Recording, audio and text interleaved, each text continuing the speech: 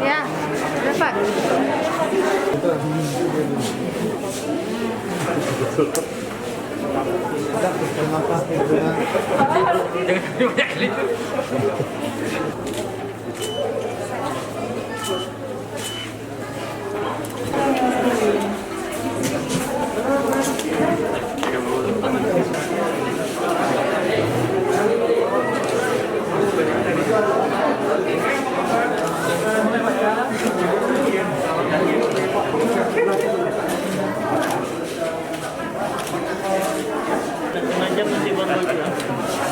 Udah bisa ngopi belum?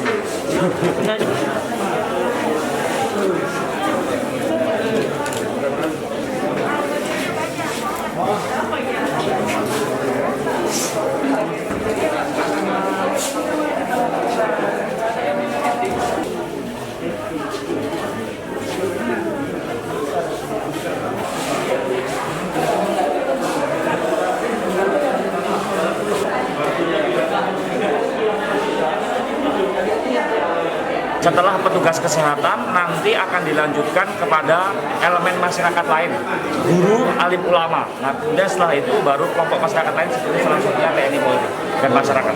Rasanya tidak ada hal-hal yang menonjol, baik-baik saja, tidak terasa sakit, tidak terasa demam, tidak terasa sesak napas.